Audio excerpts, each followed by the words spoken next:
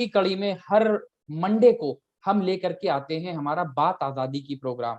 ये बात आजादी की प्रोग्राम जहां पे हम उन सक्सेसफुल लीडर्स से बात करते हैं जो मोदी केयर में आज एक बहुत अच्छा लेवल, एक बहुत अच्छा मुकाम हासिल कर चुके हैं और अपने बिजनेस को और अपनी टीम को तेजी के साथ आगे बढ़ाने में मदद कर रहे हैं। और उसी कड़ी में दोस्तों, आज हम जिस व्यक्ति से बात करने वाले हैं, राजस्थान की अगर मैं बात करूं दोस्तों, सिर्फ वो रहने को तो राजस्थान में रहते हैं, बट उनकी टीम आज बहुत सारे जगहों पे फैली हुई है और साथ ही साथ दोस्तों अपने साथ जुड़े हुए कई लोगों को वो लखपति बना चुके हैं, यानी कि हर महीने लाख लाख रुपए महीना उनकी टीम में बहुत सारे लोग कमा रहे हैं।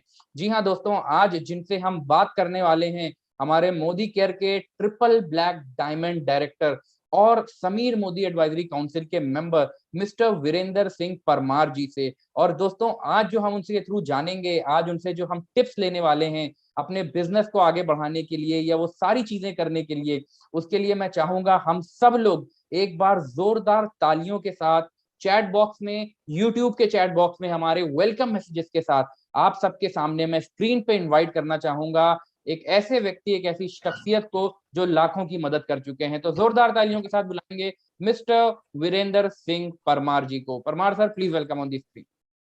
Thank you, Gibran sir. Thank you very much. Thank you very much, sir. Thank you so much sir, thanks a lot and yes, first of all sir बहुत बहुत धन्यवाद आपका आज के इस सेशन में आने के लिए और हम लोगों को उस जानकारी पहुंचाने के लिए जो जानकारी कहीं ना कहीं हम सब लोगों के लिए, हमारे सारे व्यूअर्स के लिए जो आज यहाँ पे मौजूद हैं, उनको आगे बढ़ाने में वो सफलता का मूल मंत्र जो आज आप बताने वाले हैं। तो सबसे पहले तो सर आपका स्वागत। और हम ये भी जानते हैं सर आप किसी पहचान के मोहताज नहीं हैं। आज आपकी टीम जो है अगर हम देखें पूरी हिंदुस्तान में अलग अलग जगहों पे फैली हुई है, बट फिर भी मैं थोड़ा सा चाहूंगा कि आप एक बार अपने बारे में थोड़ा सा बैकग्राउंड दे सकें, अपने बारे में बताएं कि कहाँ से बिलोंग करते हैं, स्कूलिंग करी तो कहाँ से करी और उससे मोदी केयर में आने से पहले क्या करते। बिल्कुल Jibran sir, thank you very much, आपने मुझे ये मौका दिया। और good Modi care morning leaders. जैसा कि आप सब जानते हैं मेरे बारे में, लेकिन फिर भी मैं आपको बता देता हूँ कि मैं राजस्थान का एक छोटा सा डिस्ट्रिक्ट है धौलपुर और उसकी छोटी सी तहसील है बसेड़ी, वहाँ मेरा जन्म हुआ। और मेरे फादर साहब गांव के मुखिया थे, सरपंच थे उस समय और लंबे समय तक वो सरपंच रहे। मैंने सरकारी स्कूल से ही मैंने अपनी स्कूलिंग करी और 12th करके फिर मैं जयपुर आया, पढ़ने के लिए जयपुर आया था। और कहानी में बड़ा ट्विस्ट है, बहुत जल्दी मैंने सुना दी है और मैंने कई बार मौका मुझे मिला है तो मैंने बड़ी विस्तार से सुनाई है कि जीवन में कितना स्ट्रगल था। फिर मैं जयपुर आ गया था, पढ़ने के लिए आया था। फिर जयपुर में छोटे मोटे मैंने काम करे थे और सपने बड़े बड़े थे शुरू से।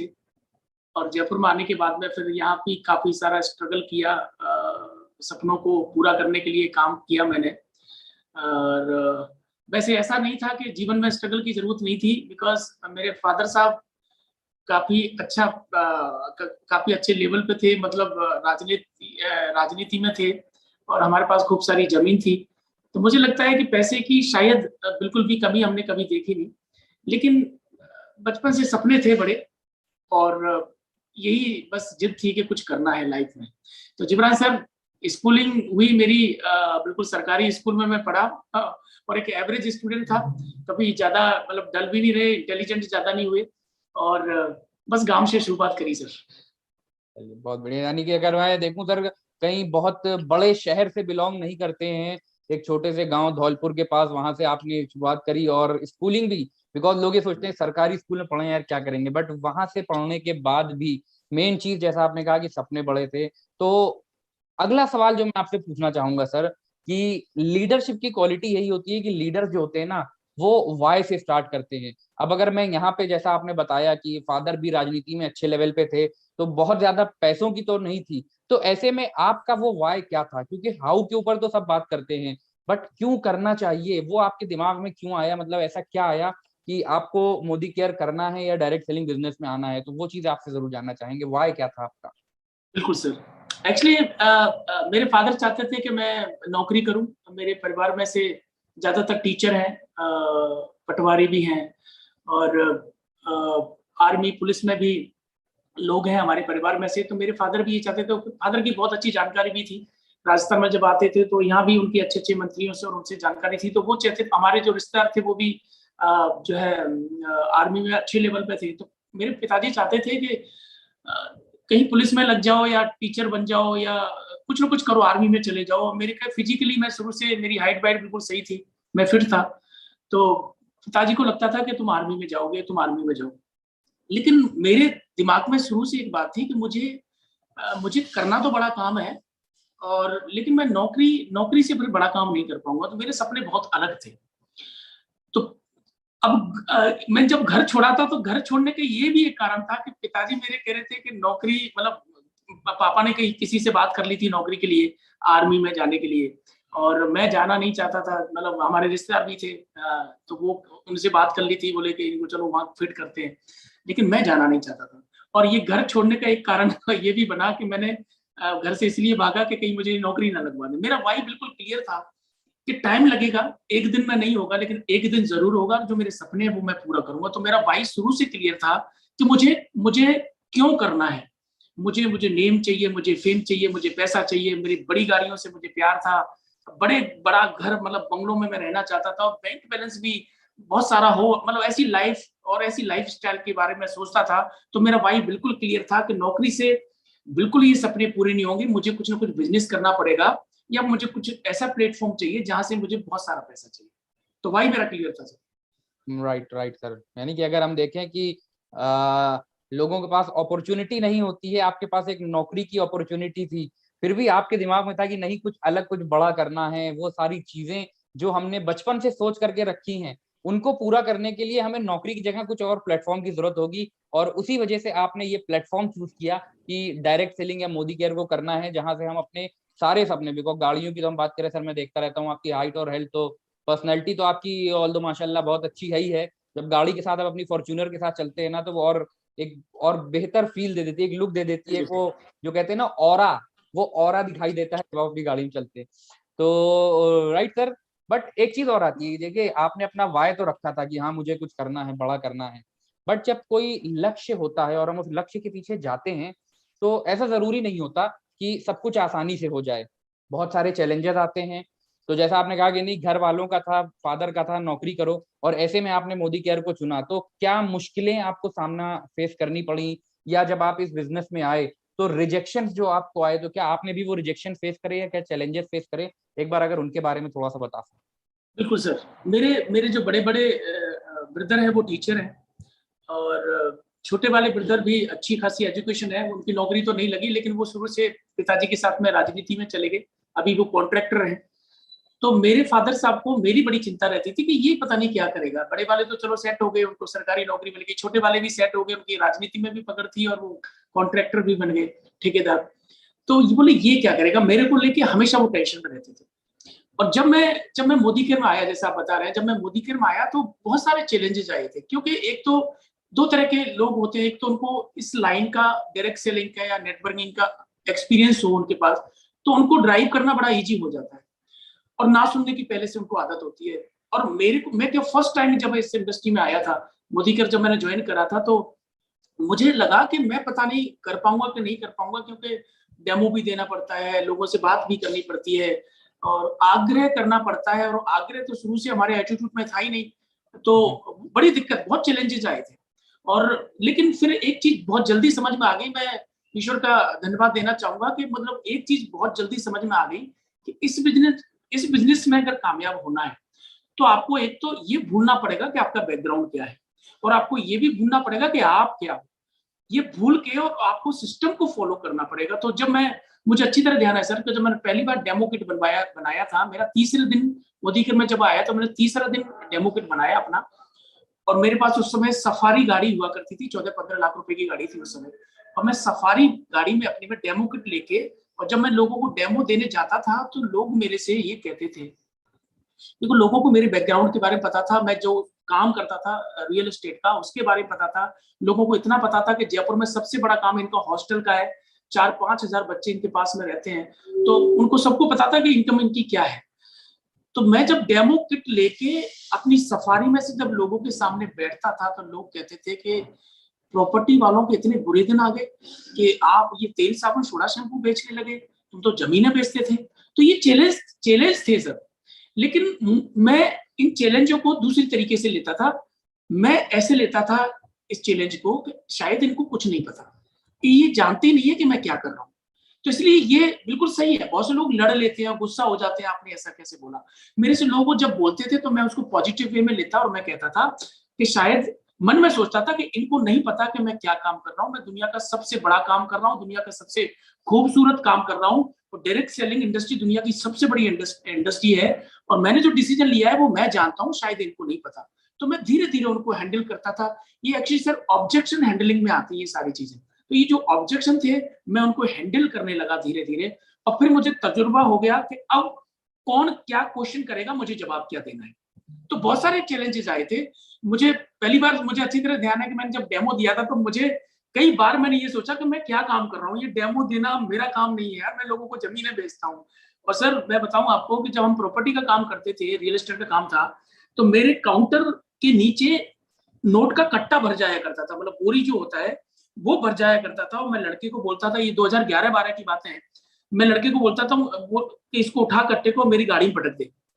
तो वो 2 लड़के उठा के कट्टे को ले जाके गाड़ी में, मतलब उसमें पैसे भरे होते थे, वो मेरी गाड़ी में पटकते थे। तो मैंने बहुत दिन देखे हुए थे, और फिर मुझे एक तरफ लग रहा था मैं क्या ये डेमो प्लान, ये लाल पीला हरा कर रहा हूँ। तो कई बार मैं भी डीमोटिवेट हुआ, खुद भी हुआ, लेकिन सर सपने बड़े थे। मुझे एक चीज बिल्कुल क्लियर थी कि मैं 7-8 से होटल और जो है हॉस्टल इंडस्ट्री में हूँ, मैं रियल एस्टेट में हूँ, लेकिन मेरे सपने पूरे नहीं हुए। मैं 14-15 लाख रुपए की गाड़ी चला रहा हूँ, मैं, मुझे 8-10 साल हो गए इस लाइन में, तो मैं कर क्या रहा हूँ। तो मुझे लग रहा है कि मैं जो काम कर रहा हूँ इससे मेरे जल्दी सपने पूरे होंगे। तो मैं लोगों की सुनता नहीं था, मैं आगे बढ़ता था, मैं लोगों की सुनता नहीं था, मैं आगे बढ़ता था। और जब लोग ये कहते थे तो मैं अपनी स्पीड और बढ़ा लेता था, क्योंकि मैं, जब वो बोलते थे तो लिपसिंग में मैं उनकी नेगेटिव चीजें नहीं सुनता था, मैं पॉजिटिव सुनता था। मैं कहता था ये मुझे ऐसे बोल रहे हैं, you can do it, you can do it, तुम कर सकती हो, तुम करो। वो नेगेटिव बोलते थे, लेकिन मैं उनकी लिपसिंग को जब देखता था तो मुझे लगता था ये मेरे को मोटिवेट कर रहे हैं, मेरे को बूस्ट कर रहे हैं। तो ये मेरा तरीका था सर कि नेगेटिव को भी पॉजिटिव में लेना, और यही कारण है। परफेक्ट परफेक्ट सर, ये बहुत कम लोगों में होता है। लोगों, क्योंकि जैसा आपने कहा ना, निगेटिव बहुत जल्दी हो जाते हैं, और आपके पास सारी चीजें पहले से थी, एक अच्छा बिजनेस था, अच्छा पैसा कमा रहे थे, मतलब जो लोग सोचते हैं वो सारी चीजें आपके पास थी, पर फिर भी कहीं ना कहीं वो एक कमी सी दिख रही थी आपको, जिस कमी को पूरा करने के लिए आपने करा। और जब रिजेक्शन की बात आई तो जैसा आपने बहुत इंपॉर्टेंट पॉइंट यहाँ पे लोगों को बताया कि लोग जो रिजेक्ट कर रहे हैं उनकी ना को जो है ना हम अपने लिए पॉजिटिव में ले लें, कि उनका कहना ये कि नहीं तुम कर सकते हो, यू कैन डू इट, ये तुम्हारा सपना है। ये सब चीजें जब हम सोचते हुए चलते हैं तो ये हमारे लिए ज्यादा हेल्पफुल हो सकती है। तो अगली चीज जो सर मैं आपसे पूछना चाहूंगा, देखिए आपका बैकग्राउंड अलग था, बट आप डायरेक्ट सेलिंग में आ गए, और डायरेक्ट सेलिंग बिजनेस जो है ये एक्शन से बढ़ता है। तो आपके हिसाब से वो कौन सी एक एक्टिविटी है जो सबसे ज्यादा जरूरी है? जैसा आपने कहा कि आप डेमो करते थे, तो क्या वो एक्टिविटी डेमो करना है, या नए लोगों को लेकर के आना है, लोगों को इनवाइट करना है, या फॉलो अप करना है, या कुछ और? आपको ऐसा क्या लगता है कि कौन सी एक एक्टिविटी जो ज्यादा जरूरी है सबके लिए? बिल्कुल सर, मैं आपको बताना चाहूंगा कि इसमें मेरा, ये this is my personal experience, मुझे नहीं पता मैं गलत हूँ कि सही हूँ, लेकिन मेरा मानना ये है सर कि इसमें जो एक्टिविटी है, वो एक एक्टिविटी से तो हम बड़ा काम नहीं कर पाएंगे। हम एक डेमो करते रहे तो उससे भी बड़ा काम नहीं होगा, एक केवल प्लान करते रहे तो उससे भी बड़ा काम नहीं होगा, केवल हम मीटिंग में ही जाते रहे तो उससे भी बड़ा काम नहीं होगा। हमें ये सारी एक्टिविटी का एक कॉम्बो बनाना पड़ता है, कॉम्बो बनाना पड़ता है। मैं आपके माध्यम से लोगों को बताना चाहूंगा, जब मैं मोदी केयर में आया था तो 1,50,000 से डायरेक्टर बनते थे, और मैं जब 16% पे था, अजमेर रोड पे एक होटल पंचशील हुआ करता था, आज भी है। मैं 16% से, उस समय उसका 4,500 रुपए रेंट हुआ करता था, मैं 16% पे जब था, जब से मैं उसमें मीटिंग करने शुरू कर दिया था मैंने, मैं सब 16% पे था। मैं देखता हूँ, मैं अपनी टीम में मैं देखता हूँ कि लोग डायमंड भी बन गए, लोग प्लेटिनम भी बन गए, लेकिन अभी भी इनिशिएटिव नहीं लेते हैं, आप फ्रंट पे आके वो मीटिंग ऑर्गेनाइज कर ही नहीं पा रहे हैं। लेकिन मुझे अच्छी तरह लग गया था कि मैं डेमो, अगर केवल डेमो करता रहा तब भी मेरा काम नहीं होगा, बड़ा काम नहीं होगा, अगर मैं प्लान करता रहा तब भी बड़ा काम नहीं होगा, अगर सिर्फ मैं मीटिंग करता रहा, डेमो प्लान नहीं करूंगा तब भी बड़ा काम नहीं होगा, सिर्फ मैं नए लोगों पे काम करता रहूंगा और उनको ट्रेंड नहीं करूंगा बाय मीटिंग, बाय ट्रेनिंग, तो तब भी मेरा बड़ा काम नहीं होगा। तो मैंने क्या किया, सिर्फ एक कॉम्बो बनाया। कॉम्बो क्या कि मैं डेमो भी करूंगा, मैं प्लान भी करूंगा, मैं मीटिंग भी ऑर्गेनाइज करूंगा और नए लोगों पे मैं काम भी करूंगा। तो एक कॉम्बो बना के मेरे दिमाग में एक बिल्कुल चीज एक फिट थी कि मुझे सारे काम करने हैं, कॉम्बो बना के काम करना है कि मुझे डेमो भी करना है, प्लान भी करना है, मुझे मीटिंग भी करनी है, नए लोगों को ट्रेंड भी करना है, नए लोगों पे काम भी करना है, न्यू लीड कहाँ से जनरेट करनी है, कहाँ से मिल सकती है। तो मैं ऐसे करके मैं सारी चीजों पे काम करने लगा और यही कारण है सर कि ये जो स्पीड थी और मेरी बढ़ गई। ज्यादातर मैं देखता हूँ कि बहुत से लोग मेरे से कहते हैं सर आपने कहा था मीटिंग में आना पड़ेगा कामयाब होने के लिए, सक्सेस होने के लिए। मैं पिछले 3 साल से मीटिंग में आ रहा हूँ। फिर मैं उनसे पूछता हूँ कि आपने डेमो कितने करे, तो वो कहते हैं हाँ मैं महीने में 1 डेमो कर लेता हूँ। मैं पूछता हूँ उनसे प्लान कितने करे, तो वो कहते हैं मैं प्लान भी कर लेता हूँ। मैं कहता हूँ आपकी जो गेस्ट लिस्ट है उसमें हर दिन आप लोग बढ़ाते हैं कि नहीं बढ़ाते? बोले नहीं सर महीने का एक आध बंदा मैं बढ़ा लेता हूँ। इसका मतलब उनसे कुछ ना कुछ छूट रहा है, केवल मीटिंग में आने से कामयाबी नहीं मिलेगी। तो मुझे लगता है सर कि मेरी स्पीड में शायद जो भी मेरी स्पीड बनी, ये भी एक प्लस पॉइंट था कि मैं सारी चीजों को लेके चला। मैंने इनिशिएटिव लिया मीटिंग करने का, इवेंट करने का, शुरू से सब इवेंट पे बहुत ध्यान दिया। बहुत बढ़िया, बहुत बढ़िया सर। अगर हम देखें इन सारी बातों में जो एक और मैंने पॉइंट यहाँ पे निकाला खास करके हमारे व्यूअर्स के लिए, वो यही है कि मीटिंग का इनिशिएटिव भी लेना है, हमें प्रोडक्ट के बारे में बात करनी है, हमें बिजनेस प्लान दिखाना है, हमें डेमो दिखाना है। बट कई बार ये लोगों के साथ चैलेंज आता है, director, senior director, executive, even SAD तक पहुंच जाते हैं, बट वो अपनी मीटिंग नहीं करते हैं। तो वो बहुत जरूरी है, जैसा अभी परमार जी ने आप लोगों को बताया दोस्तों, कि डायरेक्टर लेवल पे ही उन्होंने अपनी खुद की मीटिंग करना शुरू कर दी थी। अपलाइन के भरोसे नहीं, अपलाइन तो अपनी मीटिंग कर ही रहा है। हमको अगर अपनी टीम को आगे बढ़ाना है, हमें अपने सपने पूरे करने हैं, तो हमें भी वो चीज करनी पड़ेगी। और ये कॉम्बो जो बताया ना कि आपको demo, plan, training, leadership development, ये सबका एक कॉम्बिनेशन बना करके हमें चलना है अगर हम अपने आप को एक अच्छी सक्सेस पे लेकर के जाना चाहते हैं। अगला सवाल जो मैं सर आपसे पूछना चाहूंगा, देखिए डायरेक्ट सेलिंग के बारे में एक पुरानी फिलोसॉफी भी कही जाती है, ये भी हम सब जानते हैं कि एग्जाम्पल इसका बिल्कुल एक बाल्टी की तरह होता है, और वो बाल्टी जिसमें नीचे से छेद हो रखा है। ये कहते हैं कि ऐसी बाल्टी जिसमें अगर पानी हम लगातार न डालें तो पानी निकलता रहेगा और बाल्टी खाली हो जाएगी। तो ऐसे में हम चाहेंगे कि ज्यादा से ज्यादा लोग हमारे साथ एक्टिवेट हों या हमारे साथ रुके रहें, रिटेन हों। तो मैं ये जानना चाहूंगा सर, आप क्या स्ट्रेटेजी यूज करते हो न्यू ज्वाइनीज को एक्टिवेट करने के लिए और उन्हें समय तक अपने साथ रिटेन करके रखने के लिए? बिल्कुल सर, मेरे एक तो सर ये चीज है कि मेरे कई रिश्तेदारों के क्रैशर मशीनें हैं। क्रैशर मतलब वो पत्थर जो होते हैं, पत्थर से वो गिट्टी बनती है और गिट्टी फिर उसको रोड़ी बोलते हैं। वो कई जगह सड़कों में काम आती है, छतों में काम आती है। तो मैं जब उनसे मिलने जाता था, उनकी मशीनों पर जाता था, तो एक चीज दिमाग में पहले से क्लियर थी कि जो वो भाटे जो होते हैं, वो पत्थर जो होते हैं, जब तक वो उस पर रॉप पे जो चलते हैं, जो है एक चैन होती है उस पर रखा रहता है, वो मशीन में जाता है, वहां से वो गिट्टी बनती है, छोटी छोटी गिट्टी बनती है, रोड़ी बनती है। एक चीज बिल्कुल क्लियर थी कि जिस दिन पट्टे पे पत्थर रखना बंद हो जाएगा, उधर से गिट्टी गिरना बंद हो जाएगा। तो रॉ मटेरियल जो है, जो गिट्टी है, वो रॉ मटेरियल जो है वो यहाँ पट्टे पे जाएगी, तभी वो मशीन में जाएगी, तभी वो रोड़ी बनाएगी, तभी वो गिट्टी बनाएगी। ज्यादातर लोग क्या करते हैं सर कि ठीक है जो हमारे पास है हम उन्हीं में लगे रहते हैं और नए लोगों पे काम नहीं करते, रॉ मटेरियल पे हम लोग काम नहीं करते। जब लोग छोड़ के जाते हैं तो हम भी हताश हो जाते हैं, हम भी नर्वस हो जाते हैं। हमको लगता है ये बिजनेस ऐसा है कि ये हमसे हो नहीं पाएगा, क्योंकि जो आए थे लोग छोड़ के चले गए। ये ऐसा उन लोगों को लगता है जो नए लोगों पे काम नहीं कर पाते। दूसरा कारण ये भी होता है कि जो लोग हमारे साथ में, मेरी जो स्ट्रेटेजी रहती थी सर, मेरा ये रहता था कि मैं जल्दी कोशिश करता था कि उनकी जेब में पैसे डालूं। मैं उनके साथ लग जाता था और मैं चाहता था कि इनकी जेब में अगर 2, 4, 5, 10, 15, 20 हजार रुपए आने लग गया तो कोई छोड़ के नहीं जाएगा। तो मैं उनके साथ में स्पीड में लगता था। मैं जल्दी से उनको डायरेक्टर बनाता था, जल्दी से फिर सीनियर डायरेक्टर बनाता था, फिर ईडी बनाता था। मेरी टीम में आप देखिए कि बहुत सारे टाइटल्स हैं, बहुत सारे टाइटल्स हैं। तो मेरी शुरू से एक प्लानिंग रही, पॉलिसी रही कि जो भी बंदा नया आ रहा है उसको पकड़ो और एकदम स्पीड में लग जाओ, जिससे उसकी जेब में पैसा जाएगा। आपकी जेब में तो आएगा ही आएगा, लेकिन जब उसकी जेब में पैसा जाएगा तो फिर वो रुकेगा, डेफिनेटली रुकेगा। उसके मन में कोई दूसरा ऑप्शन नहीं आएगा। लोग छोड़ के ऐसे भी जाते हैं कि 2-2 साल हो जाते हैं, 2-2 हजार के चेक बनते हैं, तो उनको लगता है शायद हम नहीं कर पाएंगे, हमारी अपलाइन शायद नहीं हमें बता पा रही है, या अपलाइन को ऐसा लगता है कि पता नहीं कर पाएगा कि नहीं कर पाएगा। तो मैं पहली मेरी जो पॉलिसी रहती थी कि पहले 3 महीने में उसकी जेब में 5, उस समय मेरी पॉलिसी थी कि पहले 3 महीने में उसकी जेब में 5 से 10 हजार रुपए डालना। और जब वो 5 से 10,000 पे पहुंचता था तो उसको एनर्जी मिलती थी, फिर वो कोशिश करता था आगे 10 से 15,000 पे जाने में। तो एक पॉलिसी थी। तीसरी चीज ये थी सर कि हम लीडरशिप पे शुरू से काम करते थे, मतलब लोगों को मौका देते थे स्टेज पे आने का, उसको कहते थे चलो तुम डेमो करो, तुम प्लान करो, तुम प्रोफाइल बताओ, तुम होस्टिंग करो। तो लोगों को ये भी एक शौक लगता था कि मतलब जब स्टेज पे आ गए तो वो अपनी जिम्मेदारी समझता था। तो हम लीडरशिप पे भी हमने काम किया कि लोगों को हमने लीडर बनाने पे काम किया कि भैया अब तुम आ गए हो तो तुम अब लीडर हो, अब तुम्हारी जिम्मेदारी बनती है कि लोगों को पैसा कैसे कमा के दोगे, तुम अपनी टीम को कैसे संभालोगे। तो हमने लीडरशिप पे भी काम किया, हमने उनके चेक भी जल्दी बनाए। और क्रेशर वाला मैंने एग्जांपल आपको दिया था, अच्छी तरह पता था कि रॉ मटेरियल पे काम करना पड़ेगा, नए लोगों पे काम करना पड़ेगा, क्योंकि सर आप भी जानते हैं इस बिजनेस की फितरत है कि जो लोग आए हैं वो हम कुछ लोग जाएंगे, वो जाएंगे, इस बिजनेस का नेचर है, वो जाएंगे जाएंगे। अगर हम नए लोग नहीं ला रहे तो वो एक दिन वो जो लोग हैं वो कम हो जाएंगे हमारे, और इतने कम हो जाएंगे फिर हमको जीरो से स्टार्ट करने में समय लगेगा, या फिर हम नर्वस भी हो सकते हैं।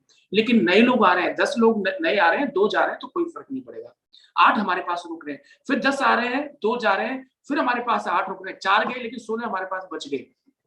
तो ये चीज भी सर मुझे लगता है कि इस चीज पे हमने शुरू से काम किया, तो एक कारण शायद रहा होगा कि लोग हमारे पास रुकते गए। मैं सर मैं आपको दावे के साथ कहता हूं कि जो फर्स्ट में मेरे साथ जुड़ा वो आज भी मेरे साथ है। एक भी व्यक्ति ऐसा नहीं है, मैं एक ही व्यक्ति है जो छोड़ के गया मेरे को, और वो भी कई कारण हुए, उनके पारिवारिक परिस्थितियां ऐसी रही। नहीं, मैंने जो शुरू में जो स्ट्रक्चर बनाया था, मेरे जो फ्रंट में व्यक्ति है एक भी छोड़ के नहीं गया है, मेरे साथ आज भी काम कर रहे हैं सर, एक भी छोड़ के नहीं गया। Perfect sir. और उसके पीछे की वजह तो आपने हम लोगों को बताई दी कि एक्टिवेट करो, उनको स्टार्ट कराओ। और शुरुआती, बिकॉज चैलेंज जो हम देखते हैं ना ज्यादातर यही होता है कि शुरुआती दौर में अपनी डाउनलाइन के साथ आदमी नहीं लगता। और जैसा आपने कहा कि जब उनको शुरुआत में ही आगे बढ़ाने के ऊपर काम करते हैं, उनको पहली इनकम पे पहुंचा दो, 5,000, 10,000, 15,000 की इनकम पे अगर हमने पहुंचा दिया तो वो लंबे समय तक हमारे साथ रुकेगा। क्योंकि एक एडिशनल सोर्स ऑफ इनकम जब किसी की जनरेट हो जाती है, 5,000 भी अगर किसी को पैसिव इनकम के तौर पे आने लगे ना, तो कोई भी व्यक्ति छोड़ करके जाने के बारे में नहीं सोचता। और इसी यही वजह है कि आपकी टीम आज आपके साथ इतने लंबे समय से रुकी हुई है, और लगातार आपकी टीम भी आगे बढ़ती चली जा रही है। अगला सर जो इसमें मैं पूछना चाहूंगा आपसे कि अभी आपने भी थोड़ा बहुत उसके बारे में बताया था, बट डायरेक्ट सेलिंग इंडस्ट्री की अगर हम ओवरऑल देखें तो ये ट्रेनिंग्स, इवेंट्स और सेमिनार्स, ये जो मीटिंग, ट्रेनिंग, सेमिनार कहते हैं, इनकी क्या इंपॉर्टेंस है? ये एमटीएस जो होता है ये कैसे हमारे लिए बेनिफिशियल हो सकता है? बिल्कुल सर, ये तो ऐसे मानिए कि रीढ़ की हड्डी है, इस बिजनेस की रीढ़ की हड्डी है ये। मीटिंग, सेमिनार, ट्रेनिंग, इवेंट, चाहे वो जूम मीटिंग हो, चाहे वो फिजिकल मीटिंग हो, मतलब ये तो जान है इस बिजनेस की। अगर मैंने देखा है सर कि जो लोग केवल मीटिंग पे ध्यान नहीं देते हैं, केवल वैसे ही कर रहे हैं, काम कर रहे हैं, लेकिन मीटिंग, इवेंट नहीं कर पा रहे हैं, तो उनका काम फिर बहुत तेजी से नहीं बढ़ पाता है। मैंने शुरू से, जब मैं आया था और जब जयपुर में सेमिनार, मीटिंग होते थे, तो मैं भी जाता था उसमें। मैं तो अपनी गाड़ी में, जब सफारी गाड़ी थी तो मैं 5-6 लोगों को लेके जाता था उसमें। तो वहां मैं जब देखता था तो मुझे लगता था कि ये गैदरिंग का काम है, ये भीड़ का काम है, शुरू में ये भीड़ का काम है। और जैसा मैंने पढ़ा भी था, एक सिद्धांत है, घी का सिद्धांत है कि 32-33 किलो आप घी जो है दूध जमाएंगे तो उसमें से 1 किलो घी निकलता है, और आप दूध ही कम जमाएंगे तो फिर घी भी कम निकलेगा। तो एक एवरेज थी कि हमको अभी भीड़ इकट्ठा करना है। तो मैंने शुरू में एक लाइन लिखी थी कि जिसके जितने ज्यादा लोग उसका उतना बड़ा बिजनेस। ये शुरू में ही एक लाइन लिखी थी जो आज भी हमारी पूरी टीम फॉलो करती है इसको। और जब भी कोई इवेंट, चाहे कंपनी का हो चाहे अपलाइन का हो, हम कोशिश करते हैं उसको भरने की। मैं ये तो नहीं कहूंगा कि सबसे ज्यादा लोग बिठाते हैं, लेकिन हम अपने बेस पे कोशिश करते हैं कि हम ज्यादा से ज्यादा लोग वहां बैठे। शुरू से भीड़ भरो, भीड़ भरो, भीड़ भरो। तो सर मुझे लगता है कि इस बिजनेस में, क्योंकि ये तो डुप्लीकेशन का बिजनेस है, ये तो डायरेक्ट सेलिंग है, इसमें तो जितने ज्यादा लोग आपके पास होंगे उतना ज्यादा डुप्लीकेट बिजनेस होगा, उतनी ज्यादा आपकी फ्रेंचाइजी जो है खुलेंगी, मतलब फ्रेंचाइजी आप बांट सकते हो, लोग, टीम जितनी ज्यादा बढ़ेगी आपका काम होगा। सर मैंने अभी 5-6 दिन पहले मैं देख पा रहा था सर, मेरा बिजनेस अभी प्रेजेंट में लगभग 18 स्टेट में पहुंच गया है सर। 18 स्टेट्स, इंडिया के 18 स्टेट्स में चल रहा है। मैंने अभी जब मैंने देखा कि मेरी टीम कहाँ चल रही है, चाहे वहां 100 लोगों की टीम है, चाहे 10 लोगों की टीम है, लेकिन 18 स्टेट्स मैंने कवर कर लिए। और बाय गॉड सर मैं बता रहा हूँ आपको, मैं सिर्फ दिल्ली, हरियाणा, मध्य प्रदेश और राजस्थान और उत्तर प्रदेश, इनके अलावा मैं अभी 5 स्टेट के अलावा कहीं नहीं गया, लेकिन मेरा बिजनेस 18 स्टेट्स में पहुंच चुका है। ये डायरेक्ट सेलिंग की पावर है, ये नेटवर्किंग की पावर है सर। तो और वहां जाके मैं इवेंट करता हूँ, तो इवेंट तो मुझे लगता है इस बिजनेस में इवेंट नहीं है तो कुछ भी नहीं है। इवेंट से ही सक्सेस मिलेगी, इवेंट से ही आपका वॉल्यूम बढ़ेगा, इवेंट से आपकी टीम बढ़ेगी, इवेंट से ही आपको अचीवमेंटें मिलेंगी। और जो कंपनी जो पहचान प्रोग्राम कराती है, अगर आपकी इवेंट पे पकड़ है तो बहुत जल्दी कंपनी का जो पहचान प्रोग्राम है उसके लिए भी आपका सिलेक्शन हो सकता है। तो मुझे लगता है सर इवेंट तो बहुत जरूरी है इस बिजनेस में। बिल्कुल बिल्कुल sir, first of all congratulation, 18 states is मतलब बिग अचीवमेंट। हिंदुस्तान में 18 प्रदेशों में आपका बिजनेस फैला हुआ है, और उसके पीछे एक वजह जैसे आपने सर बताया बहुत इंपॉर्टेंट, कि मीटिंग, ट्रेनिंग्स, इवेंट्स करते रहो और लोगों को उसमें बुलाते रहो। जैसा आपने कहा ना, कई बार लोग चैलेंज करते, लोगों को लगता है यार मैं क्या करूंगा ट्रेनिंग वगैरह, अभी तो मैं होकर के आया था, उसी में वो चीज मैंने सुनी थी। तो वो चीजों को हटा करके, क्योंकि हर बार कुछ ना कुछ नया, कुछ ना कुछ अलग नए व्यक्ति से सुनने को मिलता है, और उससे हम कुछ ना कुछ सीख जरूर लेते हैं। और एक इंसान के अंदर ये लर्निंग एटीट्यूड रहना चाहिए। जैसे आपने कहा कि मीटिंग, ट्रेनिंग, सेमिनार्स करते रहो और करवाते रहो, लोगों को आगे बढ़ाते रहो। तो आप ऑल्दो अभी सारी स्टेट्स में नहीं गए हैं, बट हाँ यस, जिस हिसाब से मुझे आपकी स्पीड लगती है, जिस हिसाब से आप फील्ड में दिखते हैं, बहुत जल्दी मुझे लग रहा है बाकी स्टेट्स भी आप कवर करने वाले हैं।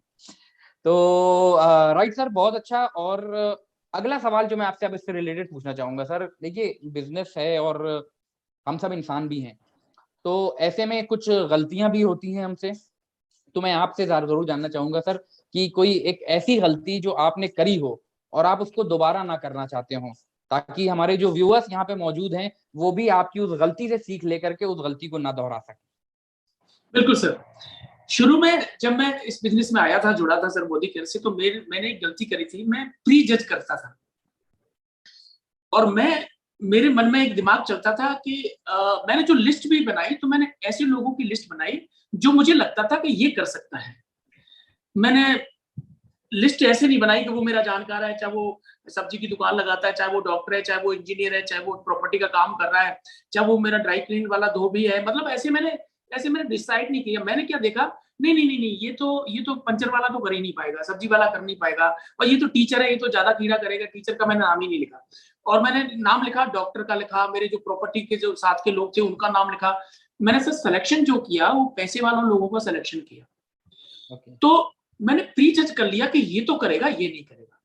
लेकिन सर बहुत जल्दी मेरी गलतफहमी दूर हुई, है ना, बहुत बहुत जल्दी मेरी गलतफहमी दूर हुई कि जिनको मैंने देखा कि ये व्यक्ति मेरे साथ आ गया तो ये धूम मचा देगा, धांसू काम करेगा, उसने किया ही नहीं सर। और एक ऐसा व्यक्ति जिसको कोई अनुभव नहीं है, जैसे मेरी टीम में विक्रम सिंह जी है, विक्रम सिंह राठौर जी, उनको इस इंडस्ट्री का कोई अनुभव नहीं था, और ना वो पहली बार इस इंडस्ट्री में आए। जब मैंने शुरू में उनको बताया, मैंने, है ना, बताया उनको कि आप आइए मेरे साथ में, हम मिलके काम करेंगे, तो उन्होंने शुरू में मना कर दिया था। बोले आईडी तो बनवा ली थी, बोले नहीं नहीं मेरे से नहीं होगा, और मुझे, है ना, लोगों को ये बताना मुझे अच्छा नहीं लगता है। लेकिन और उनका कोई अनुभव नहीं था उनके पास। तो मेरे प्री जज मैंने उनके साथ में किया, मैंने उनके वो साथ में थे, मेरे पार्टनर थे, है ना, मेरे भाई थे, तो मैंने उनके आईडी तो मैंने बना दी थी, लेकिन कहीं भी किसी भी एंगल से मैंने ये नहीं सोचा था कि ये काम करेंगे। लेकिन सर आज विक्रम जी की जो टीम है मेरी बड़ी टीमों में से एक है ना, तो वो मेरे जो मैन लीडर है उनमें से एक है। आज आप देखते हैं नॉर्थ में हमेशा उनका नाम आता है। तो ये क्या है, ये प्री जज मैंने एक बार किया था, लेकिन मैं आपके माध्यम से सब लोगों से बोलना चाहूंगा, ऐसे भी लोग हैं, ऐसे भी लोग हैं मेरी टीम में जिनको मुझे लगता था कि ये जब जिस दिन मेरे साथ में, और मैंने जोड़ा भी उनको, मैंने उनकी आईडी भी बनाई, लेकिन वो टाइटल फिश हो गई, उनकी हवा निकल गई थी शुरू में, वो छोड़ के चले गए थे, है ना।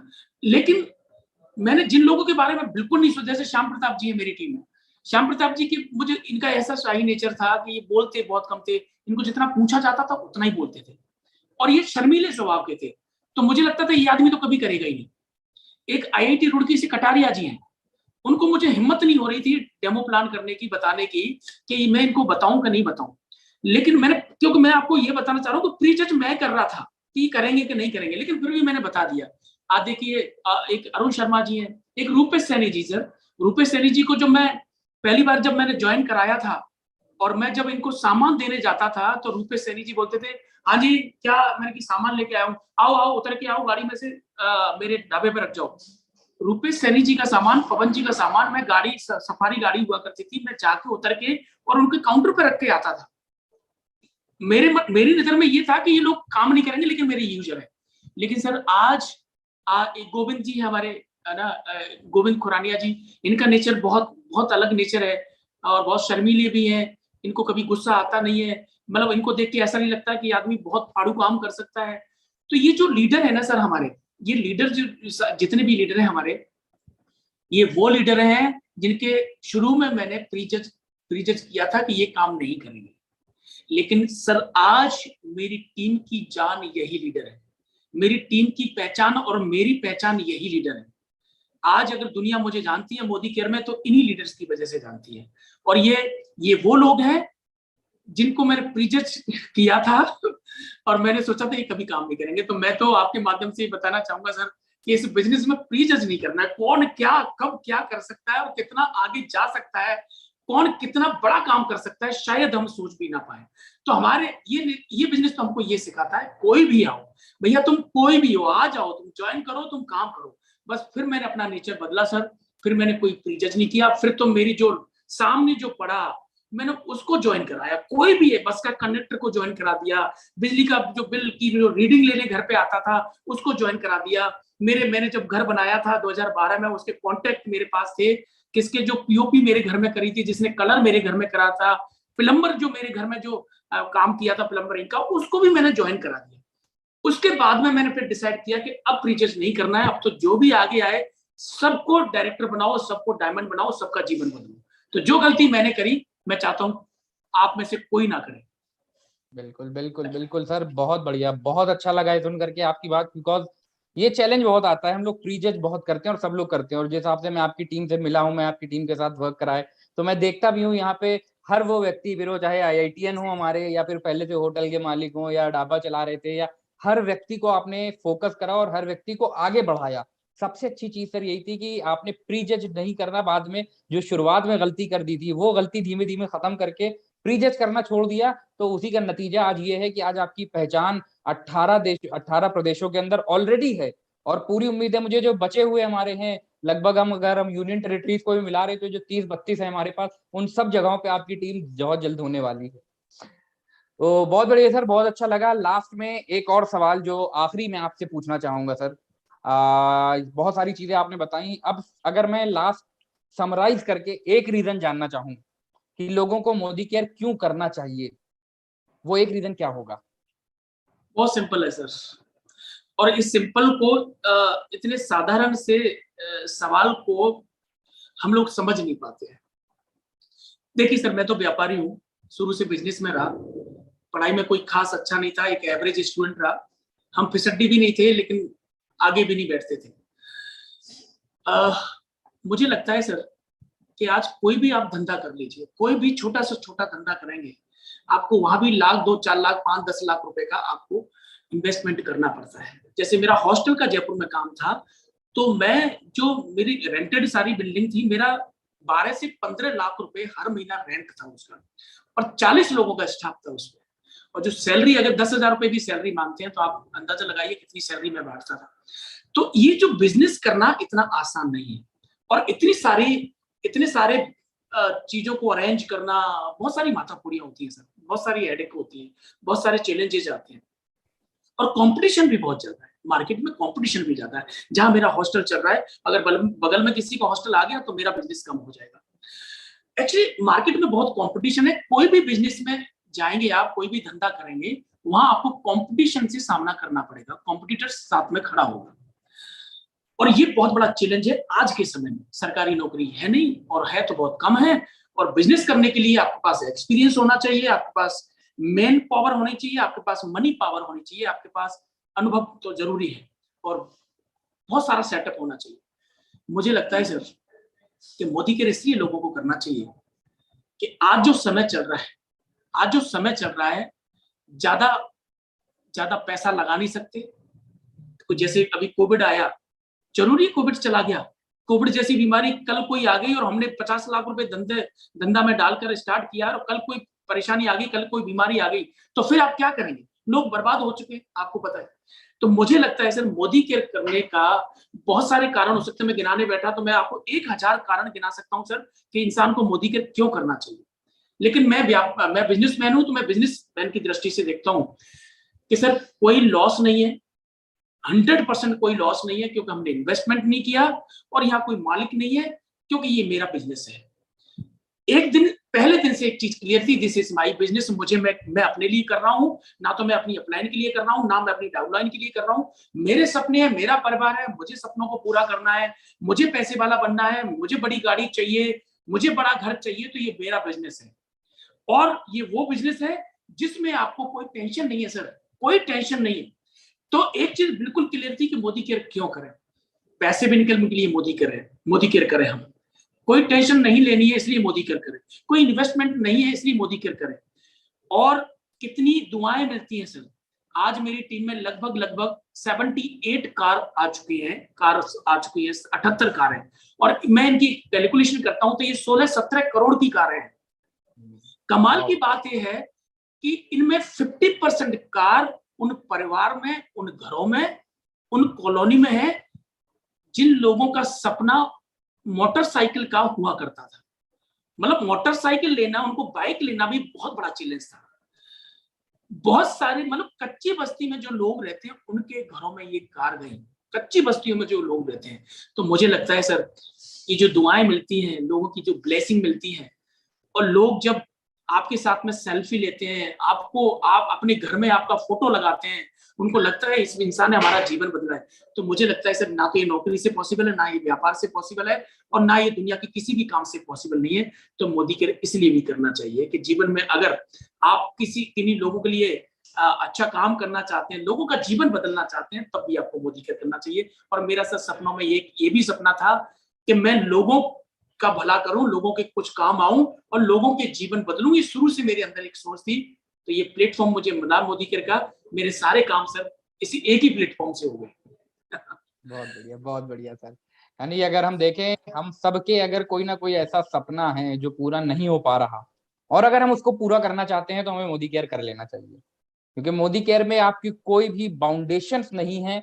आप इस बिजनेस को अपना बिजनेस समझ के करो तो आप आगे बढ़ सकते हो और आप अपना हर सपना पूरा कर सकते हो। जैसा लास्ट में सर आपने बहुत अच्छा पॉइंट बता दिया कि लोगों की दुआएं, क्योंकि जब हम अपने साथ लोगों को आगे बढ़ाते हैं ना, तो वो लोग जो साइकिल खरीदने के लिए, बाइक खरीदने के लिए 100 बार सोचते हैं, उनके घर में जब कार जाती है, वो जब अपना घर लेते हैं, वो जब विदेश यात्रा पे जाते हैं, तो वो जो उनके अंदर से, उनके दिलों में से दुआएं निकलती है ना, वो दुआएं कहीं ना कहीं हमें इस दुनिया में भी सक्सेस देती हैं, और आने वाला जो टाइम है उसमें भी कहीं ना कहीं हमारे लिए बहुत ज्यादा हेल्पफुल हो सकती है, हमें आगे बढ़ाने में मदद कर सकती हैं। तो बहुत अच्छा लगा सर आपसे बात करके आज के सेशन में, and thank you so much sir. बाकी अगर आप कुछ और लास्ट में एड अप करना चाहें अपनी तरफ से तो बिल्कुल ऐड कर सकते हैं। बिल्कुल सर, मैं बस इतना ही कहना चाहूंगा, थैंक यू जिब्रान सर, कि बस जो हमारा समीर मोदी ग्लोबल प्लान आया है, ये बहुत बहुत खूबसूरत प्लान है। और आप मैनेजमेंट से पूछ सकते हैं सर, आप तो खुद ही मैनेजमेंट हैं, मेरी अपलाइन से पूछ सकते हैं कि मैंने कभी भी प्लान को लेके, प्रोडक्ट को लेके, प्रोडक्ट की कमी को लेके, प्रोडक्ट की सर्विस को लेके, प्रोडक्ट की क्वालिटी को लेके, न्यू लॉन्चिंग को लेके, या प्लान में जब भी तब्दीली हुई है, कुछ अपडेट आए हैं, कभी भी कोई कंप्लेंट नहीं करी। मेरा सिर्फ एक फोकस रहा है, मेरा काम है काम करना, काम करना। मैंने काम पे फोकस किया है। बहुत से लोग, छोटे छोटे चेंजेस जब आते हैं, बदलाव आते हैं, लोग भटक जाते हैं, लोगों को लगता है कि इस बदलाव को हम कैसे एक्सेप्ट करें। मुझे लगता है सर कि मोदी केयर जैसा प्लेटफॉर्म नहीं है, और समीर मोदी ग्लोबल प्लान आया है, इसमें बहुत पैसा है। आप सब लोगों को प्रमोट करना चाहिए। लॉयल्टी प्रोग्राम हमारा बहुत खूबसूरत हो गया है।